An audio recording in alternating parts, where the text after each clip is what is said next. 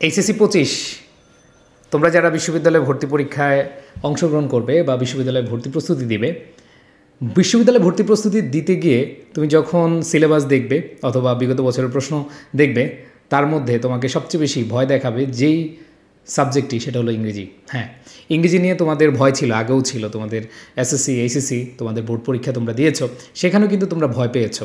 So এই ইংরেজি সাবজেক্টে তুমি যদি অ্যাডমিশন টেস্টে ভালো করতে চাও বা বিশ্ববিদ্যালয়ে ভর্তি পরীক্ষায় ভালো করতে চাও, তাহলে তোমাকে অনেক জিনিস পড়তে হবে, অনেক জিনিস বুঝতে হবে।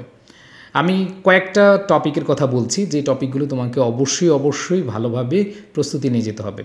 বিশেষ করে গ্রামার পার্ট। তোমরা জানো যে ম্যাক্সিমাম ইউনিভার্সিটিতে হচ্ছে তোমাদের এমসিকিউ প্যাটার্নের প্রশ্ন হয়, ঢাকা বিশ্ববিদ্যালয়ে রিটেন হয়। সো ঢাকা বিশ্ববিদ্যালয়ের রিটেন, এখানে গ্রামার এবং রাইটিং পার্ট একটা অপরের সাথে হচ্ছে সম্পর্কযুক্ত। সো তোমাদের উদ্দেশ্যে বলছি, শুরুতেই তোমরা হচ্ছে গ্রামার পার্টটা খুব ভালোভাবে আয়ত্ত করবে।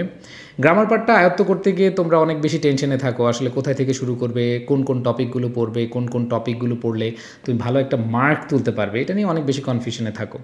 সো কনফিউশনের কিছু নেই, আমি তোমাদের উদ্দেশ্যে বলছি যে আমি তোমাদের আগামীকাল এমন একটা ক্লাস নিব, একটা গাইডলাইন ক্লাস নিব, যেখানে তোমার ইংরেজি প্রস্তুতির ক্ষেত্রে তুমি গ্রামারের কী পড়বে, কোন জিনিসগুলো আসে, সাজেশনমূলক একটা রোডম্যাপ তোমাদেরকে আমি দিব ইনশাল্লাহ।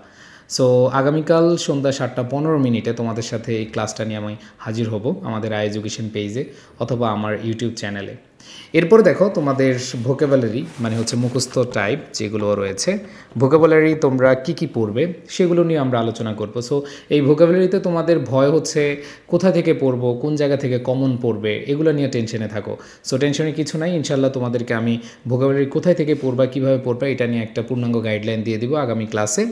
এরপরে তোমাদের যারা এখানে কমার্সের রয়েছে বা আর্টসের রয়েছে বা সায়েন্সের রয়েছে বা বিভাগ পরিবর্তন করবে, এরকম শিক্ষার্থী রয়েছে, তোমাদের সবার উদ্দেশ্যে বলি, তোমাদের এইখানে টেক্সট বুক কাদের দরকার আছে, কাদের দরকার নাই, সেগুলো তোমাদের জানতে হবে।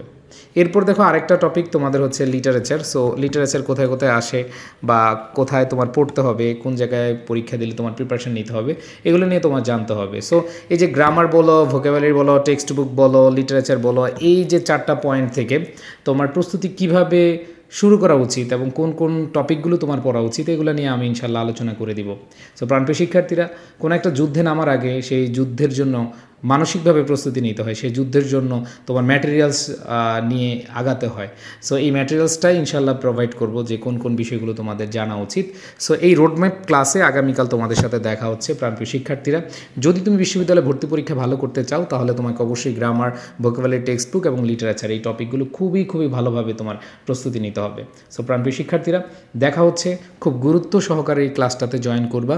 তোমাদের এসএসসি পরীক্ষা প্রায় শেষ। সো আগামীকাল দিলে মেবি তোমাদের 1টা বা 2টা পরীক্ষা আছে। সো এর মধ্যে একটা বড় গ্যাপ আছে। সো এই গ্যাপের মধ্যে তোমরা এই ক্লাসটা করে নিজেদেরকে একটু এগিয়ে রাখতে পারো, নিজে বুঝতে পারবে যে আসলে কোন টপিকগুলো তোমার দরকার, কোন টপিকগুলো তোমার দরকার নেই। কারণ নির্দিষ্ট কোনো সিলেবাস ইউনিভার্সিটি অ্যাডমিশনে নেই। যেমন তোমরা এইচএসসিতে পরীক্ষা দিয়েছ, বোর্ড থেকে একটা সিলেবাস দেওয়া হয়েছে, এখানে কিন্তু তোমার সিলেবাস নেই। তো এই যে মহাসমুদ্র, এই মহাসমুদ্রের জায়গা থেকে তুমি কিভাবে যাচাই বাছাই করবা, সব কিছু শিখতে পারবা ইনশাল্লাহ আগামী ক্লাসে। সো দেখা হচ্ছে প্রাণপ্রিয় শিক্ষার্থীরা, কেউ ক্লাস মিস করিও না।